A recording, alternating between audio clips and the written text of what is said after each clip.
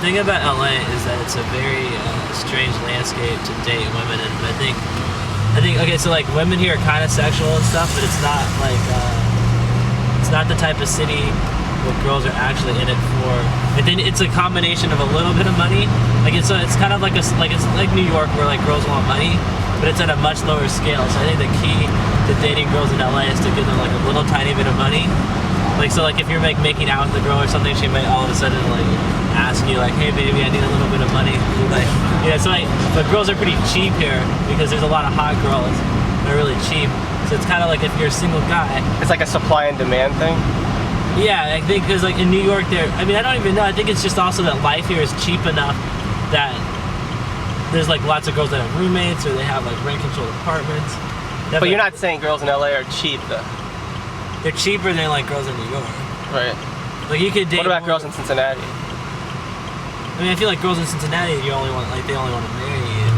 Probably. I mean, like if you get girls from Kentucky, they're probably cheap.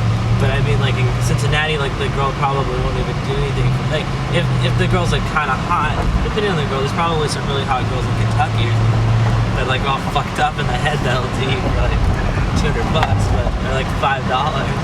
So the key to dating girls in LA is cash. It's a combination of a little bit of cash. It's like right.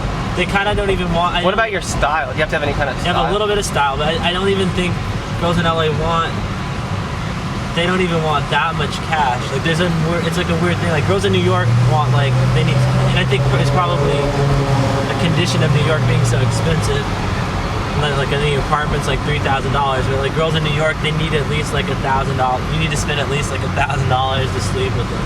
And girls in LA, I think you need to spend like $200 to sleep with them. And they're like, oh baby, you bought me dinner, and like, oh you give me $100. Because that's like a substantial percentage of probably like their living expenses. And plus they like they're all like, there's a more artistic type of girl here that's kind of like they're either like fucked up and narcissistic and just here to party for no reason. Like if they live in Hollywood. Or if they live like in West Hollywood or Silver Lake, they're like trying to be an actress or something. So maybe like they would just be a whore if they lived in New York, but they don't want their face to be seen or anything because they're planning on having some other future career. So, you know, you get this sort of like strange dichotomy of like the LA girl, like what it takes to sleep with her.